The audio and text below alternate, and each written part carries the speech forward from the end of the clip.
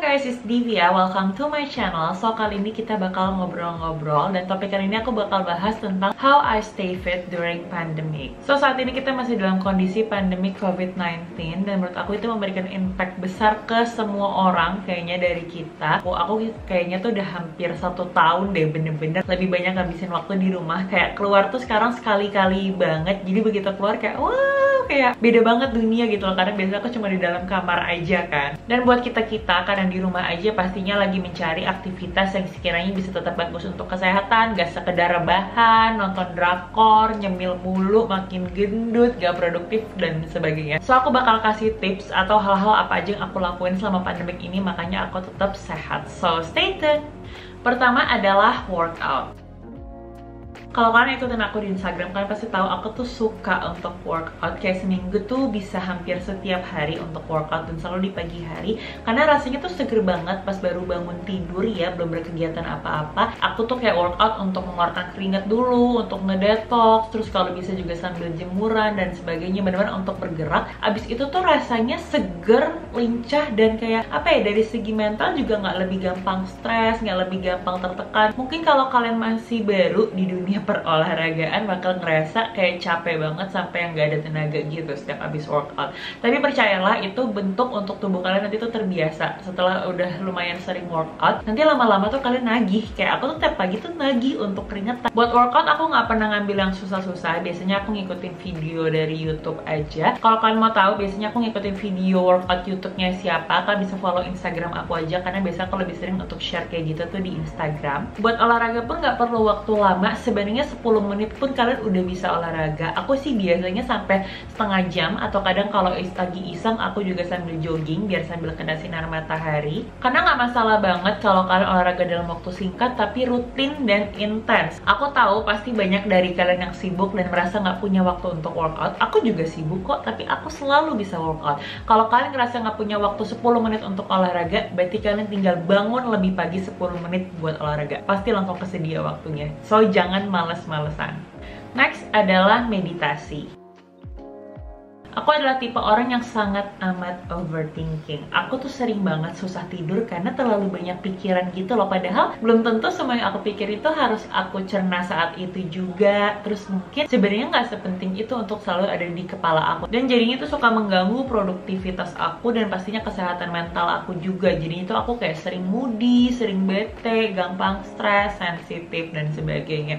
So cara keluar aku salah satunya adalah bermeditasi. Biasanya tuh aku lakuin pagi-pagi setelah aku workout, aku bakal break mungkin beberapa menit untuk nunggu kayak badan aku tuh lebih enteng, terus juga heartbeatnya untuk lebih rendah dulu karena kan biasa kalau workout heartbeatnya naik tinggi banget ya. Meditasi juga nggak perlu waktu lama, aku pun biasanya meditasi hanya sekitar 5 menit, tapi perlu untuk sangat amat fokus. Dan menurut aku salah satu sisi positif yang aku sangat amat suka dari meditasi ya, karena kita diajarkan untuk benar-benar fokus ke badan kita, ke pernafasan kita, gimana kita dilatih untuk bernafas lumayan panjang mungkin dibandingkan biasanya. Karena kalau nggak salah aku juga pernah lihat dari hasil riset bahwa orang-orang anak muda zaman sekarang ya itu tuh nafasnya sangat amat pendek, dimana kita seharusnya bisa bernafas jauh lebih lama gitu loh. Kayak bisa tarikan napas kita tuh sampai 6 bahkan 7 detik. Biasanya ya video yang aku ikutin instrukturnya tuh ngomong bener-bener kayak menenangkan hati. Kira-kira apa yang bikin kamu bersyukur hari ini, apa yang hari ini bisa kamu lakuin untuk diri kamu sendiri, apa yang sekiranya bisa buat kamu tersenyum. Nah karena setiap meditasi itu mengajarkan kita untuk fokus ke pernafasan kita, ke diri kita sendiri. Jadi bener-bener ngebantu aku untuk lebih tenang, lebih mengosongkan pikiran. So untuk sisa hari selanjutnya setiap aku setelah meditasi itu aku kayak lebih tenang aja gitu loh, nggak yang kayak ribet banget pikiran. Karena kan kita lagi dalam kondisi pandemik ya, kesehatan mental tuh bukan sekedar fokus utama kita, tapi juga kesehatan mental dimana kita mungkin banyak yang stres dengan banyak yang ketidakpastian, terus banyaknya orang-orang terdekat kita yang sakit dan sebagainya. Jadi menurut aku meditasi tuh bisa sangat amat membantu.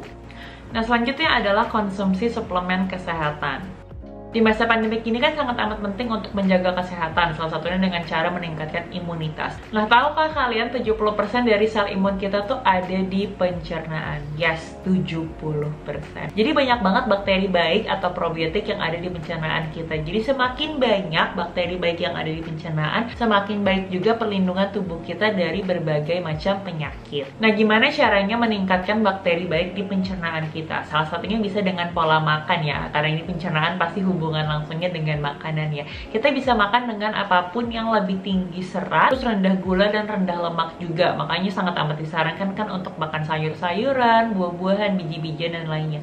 Sedangkan fakta mengatakan 9 dari 10 masyarakat Indonesia itu kurang makan buah dan sayur. Kenapa kalian semua tidak makan buah? Nah, maka dari itu dengan bantuan suplemen kesehatan bisa membantu kita untuk memenuhi asupan serat harian dan juga menjaga kesehatan pencernaan. Jadi sembari kalau mungkin kita memang merasa kurang konsumsi buah dan sayur-sayurnya, kita bisa sekalian dengan konsumsi suplemen kesehatan. Nah, suplemen yang lagi rutin aku minum ini dari Fiber First. Ini aku beli di Lotte Bintaro, berhubung deket ya dari kosan aku. Cuma setahu aku ini banyak juga dijual di supermarket lainnya, kayak di Hero, di Papaya, Ranch Market, Farmers Market. Kalau di online pastinya ada di Shopee, Blibli, Lazada, Tokopedia juga. Ini aku bakal bacain kandungan dari si Fiber First-nya ya. Jadi dia ada kandungan serat premiumnya, ada psyllium husk, ada oat fiber, inulin, sama wheatgrass. Nah, manfaat dari serat premium ini bisa membantu proses detoksifikasi lebih optimal, menjaga kestabilan gula darah, dan juga menurunkan kolesterol. Terus ini tuh juga ada ekstrak buah dan sayurannya, kayak ada bayam, wortel, seledri, apel, nanas, jeruk, dan tomat. Nah, manfaat buah dan sayurannya pasti ya untuk membantu memenuhi asupan nutrisi kita, kayak tadi aku bilang kan, karena kita masyarakat Indonesia ternyata pada kurang makan buah dan sayur,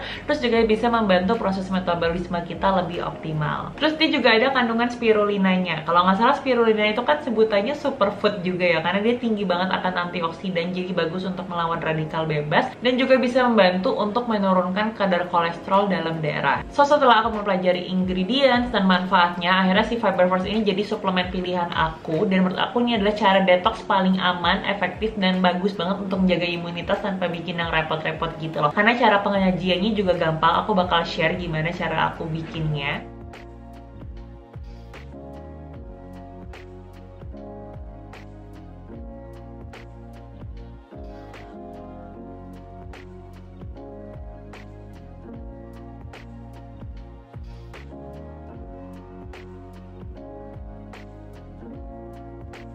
Kalau kalian minum ini rasanya tuh kayak minum jus yang buah campuran gitu loh, kayak nggak ketebak, ada sayurnya, ada buahnya, dan itu beragam juga. Jadi dari aromanya pun kayak cuma ada aroma tipis-tipis sayur dan buah, rasanya juga masih enak banget menurut aku. Jadi kalau langsung minum 300 ml dalam satu waktu tuh nggak masalah, masih nyaman. Dan disaranin untuk minumnya bener-bener sebelum tidur, karena biasanya pas pagi-pagi ini tuh aku langsung ke toilet gitu. Tapi jadi enak sih, aku seneng karena pagi-pagi badanku jadi lebih enteng gitu loh, karena langsung BAB kan. Dan disarankan untuk diminum di malam hari, biasanya sih 30 menit sebelum tidur ya, karena kan dia membantu proses detoksifikasi dan metabolisme tubuh ya. Jadi dia bisa aja untuk mempercepat proses kalian pergi ke toilet gitu. Katanya sih ini juga suplemen favoritnya artis-artis, dan mereka juga ada 30 day money back guarantee gitu. Jadi kalau ternyata ada dari kalian yang nggak suka sama produknya, bisa langsung ke websitenya aja untuk ngeklaim. Jadi itu benar-benar bagus banget sih menurut aku. Selanjutnya adalah night skincare. Kenapa aku spesifik bilang night skincare, bukan sekedar skincare kayak skincare di pagi hari gitu? Karena menurut aku biasanya ya setelah kita beraktivitas seharian, pasti kan kita lebih capek, bener-bener kayak udah mau tidur aja, mau istirahat aja. Dan aku yakin jadinya banyak mungkin dari kita yang suka skip untuk skincarean. Padahal itu sangat amat penting, pertama untuk kesehatan kulit, dan kedua adalah untuk melatih kedisiplinan kita gitu. Kayak tadi aku bilang, mungkin karena kita udah capek, kita kayak udahlah males, langsung tidur aja. Dan memang pekerjaan aku karena di dunia beauty, biasanya sehari-hari pun aku dandan, tapi ada kalinya juga aku nggak dandan sama sekali biarpun lagi kerja. Dan biasanya karena nggak dandan di rumah doang, aku tuh suka berpikiran, muka gue masih bersih kok, ngapain gue cuci muka, ngapain skincarean, langsung tidur aja. Padahal itu sangat amat salah. Kita nggak pernah tahu di rumah kita tuh ada kotoran macam apa, ada debu, ada bakteri. Terutama kalau kita rutin pakai sunscreen. Sunscreen itu sangat amat harus dibersihkan, terutama harus double cleansing. Dan aku tuh jadinya nganggep night skincare aku sebagai kegiatan yang menyenangkan aja, kayak terapeutik gitu loh. Jadi aku mencoba untuk enjoy melakukannya gitu, terutama kan nggak repot-repot banget ya sebenarnya untuk skincare, palingin kita kayak pilih-pilih produk. Nah itu juga kita kayak jadi sambil sesi menyenangkan aja gitu loh, kira-kira malam ini tuh aku pakai yang produk apa ya, besok tuh karena aku udah pakai produk ini, kemarin aku udah pakai yang produk ini, jadi hari ini aku pakainya yang ini. Kayak apa ya, pokoknya berusaha mengambil momen itu sebagai fun gitu loh. Next adalah sarapan.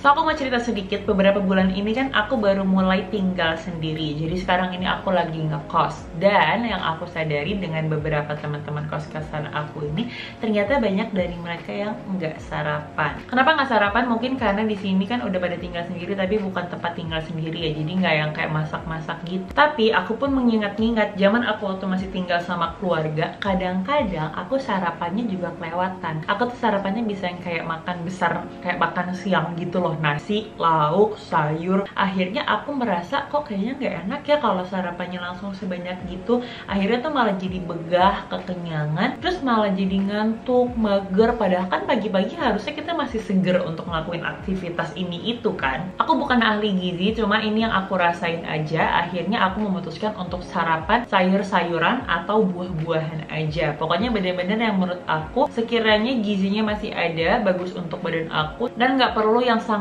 amat bikin kenyang atau porsi banyak gitu loh. Pokoknya bener-bener cukup porsinya untuk perut aku di pagi hari. So biasanya aku bikin salad. Aku nggak pernah beli salad lagi. Dulu sih aku masih rajin beli salad, tapi semenjak rajin belanja dan tahu betapa murahnya kalau bikin sendiri, aku biasa bikin salad sendiri. Gampang banget nyiapinnya, tinggal dicuci, tinggal dirobek-robek atau dipotong-potong aja, masukin ke mangkok. Nah untuk tambahan rasanya kita bisa pakai dressing. Dressing juga terserah sesuai selera kalian. Dulu tuh aku sering banget pakai kayak apa tuh namanya, Thousand Island atau kayak Caesar salad dressing gitu. Tapi akhirnya aku ngerasa kok itu creamy banget ya, kayak kental banget, malah nggak enak, terlalu penuh gitu loh di mulut aku. Jadi sekarang aku berganti ke dressing salad yang kayak lebih ringan. Biasanya sih aku pakai dari Kewpie yang Wijen Sangrai itu benar-benar enak banget. Dia agak pahit, asam, seger, dan buat aku itu udah cukup banget. Biarpun setelahnya aku workout dan capek bener-bener keringatan, tapi aku nggak berasa langsung lapar gitu loh, karena memang itu tuh porsinya udah cukup dan badan aku akhirnya udah terbiasa untuk konsumsi sehat kayak gitu. Nanti pas siangnya udah berasa lapar baru makan nasi.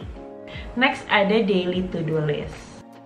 Dikarenakan kerjaan aku yang sangat amat nggak menentu ini sebagai influencer, kadang aku lagi ngehandle campaign ABC, terus dari campaignnya itu aku harus bikin ada yang kayak IG foto atau cuma sekedar story atau YouTube, terus aku juga nanti harus ada editing atau mungkin aku harus pergi keluar untuk beli alat tertentu, produk tertentu dan sebagainya. Jadi biasanya aku bikin to-do list aku per hari. Cuma kebiasaannya sih aku langsung bikin dalam bentuk 1 minggu gitu ya. Jadi dari Senin sampai Sabtu itu aku bener-bener satu harinya tuh ngapain aja. Jadi aku nggak akan bingung gitu loh, kayak aku bangun di pagi hari terus kayak hari ini gue ngapain ya, ada kerjaan apa ya, padahal kerjaannya banyak, cuma karena nggak tertata, kita nggak menyusun dulu, jadinya kewalahan, bingung. Ketika kita melakukan sesuatu secara tersusun, tertata gitu tuh bakal lebih efektif, jauh lebih efektif. Biarpun kerjaannya lagi banyak banget, tapi karena semuanya selesai di waktu yang sesuai perkiraan kita, jadinya tetap rasanya aman dan nyaman aja. Nah biasanya untuk mempermudah, aku pasti bakal nulis to-do list aku itu di HP. Nah kadang aku juga pakai aplikasi to-do list. Aku punya dari Korea, kalau nggak salah namanya tuh Memong. Memang ini berbayar, tapi karena dia tuh template-nya lucu-lucu banget, jadi bikin aku makin rajin dan senang gitu loh untuk ngelakuin to-do list. So aku tetap berusaha biarpun itu kegiatan yang mungkin terkesan monoton dan boring, tapi tetap harus menyenangkan. Terakhir ada sleeping schedule. Dulu tuh aku sering banget mengeluh kenapa ya kayaknya satu hari tuh nggak cukup cuma ada 24 jam untuk aku olahraga, belajar, kuliah kan, terus masak, beres-beres, mandi, hangout untuk teman-teman. Aku sering kayak begadang karena ngerasa aku bangun jam segini bisa lah, kuat kok, nanti tidurnya tengah malam aja atau kadang pagi, toh besok nggak banyak kerjaan atau gimana bisa bangun siang. Padahal kalau tidur kita makin malam begadang mulu tuh sangat amat gak bagus untuk kesehatan. So akhirnya aku menaruh limit waktu tidur aku. Contohnya aku ada kelas jam 7 pagi, berarti karena berhubung lagi di rumah aja kan aku nggak perlu yang siap-siap atau jalan ke kampus gitu, aku bisa bangun mungkin jam 6 atau jam 6.30 pagi. Nah, waktu tidur yang disarankan itu kan paling enggak 8 jam dalam waktu satu hari. Berhubung aku tuh anaknya nggak bisa tidur siang, jadi aku benar-benar manfaatin untuk tidur tuh di malam hari aja. Berarti kalau aku harus bangun di jam 6 pagi, aku tidurnya 8 jam, kira-kira paling enggak aku tuh tidur jam 10 malam. Jadi benar-benar aku sesuaiin aja aku harus tidur tuh 8 jam. Nah, jam paling malam untuk aku tidur, aku sesuaikan itu di jam 12 malam. Karena biasanya aktivitas aku tuh nggak terlalu terhambat kalau aku bangun di jam 8 pagi. Dan ketika aku udah punya strict rules bahwa paling malam aku tidur jam 12, kecuali kalau aku ada rencana pagi, berarti aku harus tidur lebih cepat. Itu jadinya juga membantu untuk aku nyelesain kerjaan atau apapun yang jadi prioritas aku di hari itu. Aku tuh udah hampir nggak mau lagi untuk begadang demi ngabisin series-series Netflix. Aku tahu mungkin kalian semua juga punya banyak banget list di Netflix atau di streaming lainnya untuk kalian tonton. Tapi ya kita nontonnya sesuaiin sama waktu kita juga guys. Jangan kayak keasikan nonton sampai subuh gitu loh, terus lo baru tidur subuh, akhirnya skip kelas, skip kerja dan sebagainya. That's not healthy, you know.